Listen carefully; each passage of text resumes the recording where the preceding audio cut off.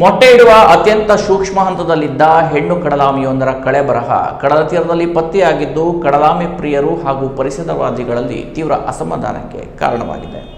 ಅಂಕೋಲಾ ತಾಲೂಕಿನ ಬೆಳಂಬಾರದ ಉತ್ತರ ಕಾರ್ವಿವಾಡ ವ್ಯಾಪ್ತಿಯ ಕಡಲ ತೀರದಲ್ಲಿ ಅಪರೂಪದ ಹಾಗೂ ವಿನಾಶದಂಚಿನಲ್ಲಿರುವ ಆಲಿವ್ ರಿಡ್ಲೆ ಪ್ರಭೇದದ ಹೆಣ್ಣು ಕಡಲಾಮೆಯೊಂದು ಮೃತಪಟ್ಟ ಸ್ಥಿತಿಯಲ್ಲಿ ಪತ್ತೆಯಾಗಿದೆ. ಪ್ರೌಢಾವಸ್ಥೆಯಲ್ಲಿದ್ದ ಸುಮಾರು 14 ರಿಂದ 15 ವರ್ಷದ ಈ ಕಡಲಾಮೆ ಮೊಟ್ಟೆ ಇಡುವ ಪ್ರೌಢ ಹಂತದಲ್ಲಿದ್ದುದರಿಂದ ಇದರ ಸಾವು ಕೇವಲ ಒಂದು ಜೀವದ ನಷ್ಟವಲ್ಲ, ಭವಿಷ್ಯದ ಸಂತತಿಯ ಮೇಲಿನ ಘೋರ ಹೊಡೆತವೆಂದೇ ಪರಿಸರ ವಲಯಗಳು ಅಭಿಪ್ರಾಯ ವ್ಯಕ್ತಪಡಿಸಿವೆ.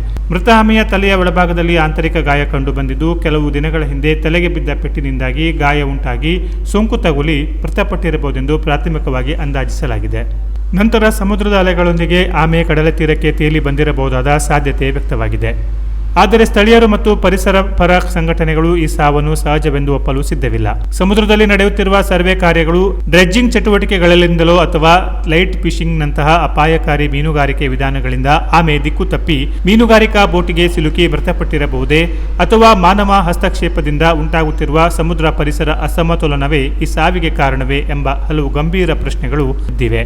ಘಟನಾ ಸ್ಥಳಕ್ಕೆ ಅರಣ್ಯ ಇಲಾಖೆಯ ಸಾಗರ ಜೀವಿಗಳ ವಿಭಾಗದ ವಲಯ ಅಧಿಕಾರಿ ಹಾಗೂ ಸಿಬ್ಬಂದಿಗಳು ಜೊತೆಗೆ ರಿಫ್ ವಾಚ್ ಎಂಬ ಸಂಸ್ಥೆಯ ಪ್ರತಿನಿಧಿಗಳು ಭೇಟಿ ನೀಡಿ ಮರಣೋತ್ತರ ಪರೀಕ್ಷೆ ನಡೆಸಿ ಬಳಿಕ ನಿಯಮಾನುಸಾರ ಕಡಲ ತೀರದಲ್ಲಿಯೇ ಮೃತದೇಹವನ್ನ ಹುಗಿದು ಕಾನೂನು ಕ್ರಮ ಮುಂದುವರಿಸಲಾಗಿದೆ ಎನ್ನಲಾಗಿದ್ದು, ಈ ಕುರಿತು ಸಂಬಂಧಿತ ಇಲಾಖೆಯಿಂದ ಇನ್ನೂ ಸ್ಪಷ್ಟ ಹಾಗೂ ಅಧಿಕೃತ ಮಾಹಿತಿ ಹೊರಬರಬೇಕಿದೆ.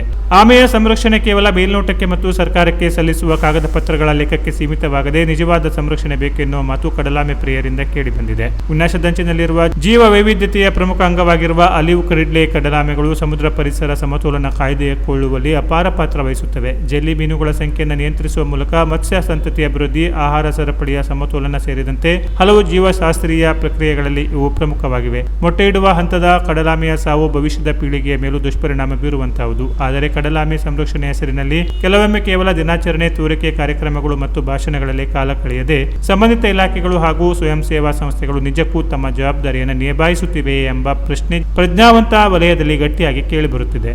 ಕಡಲ ತೀರ ಮತ್ತು ಸಮುದ್ರ ಜೀವ ವೈವಿಧ್ಯ ಸಂರಕ್ಷಣೆಗೆ ಕಾಗದದ ನಿಯಮಗಳಲ್ಲ, ನೆಲಮಟ್ಟದ ನೈಜ ಕ್ರಮಗಳ ಅಗತ್ಯವಿದೆ ಎಂಬ ಎಚ್ಚರಿಕೆಯ ಸಂದೇಶವನ್ನೇ ಈ ಆಲಿವ್ ರಿಡ್ಲೆ ಕಡಲಾಮೆಯ ಸಾವು ನೀಡಿದಂತಾಗಿದೆ. ಇಲ್ಲದಿದ್ದರೆ ಮುಂದಿನ ದಿನಗಳಲ್ಲಿ ಜಿಲ್ಲೆಯ ಕರಾವಳಿಯನ್ನೇ ನಾಶ ಮಾಡಲು ಬರುತ್ತಿರುವ ಕೆಲವು ವಿನಾಶಕಾರಿ ಯೋಜನೆಗಳು ಮತ್ತು ವಾಣಿಜ್ಯ ಬಂದರು ಮತ್ತಿತರ ಕಾರ್ಯಗಳು ಜೀವ ವೈವಿಧ್ಯತೆಯ ನಾಶಕ್ಕೆ ಮತ್ತಷ್ಟು ಕಾರಣವಾಗಲಿದೆ ಎಂಬ ಗಂಭೀರ ಎಚ್ಚರಿಕೆಯನ್ನು ಪರಿಸರ ತಜ್ಞರು ನೀಡುತ್ತಿದ್ದಾರೆ. Canara plus news, Ankola.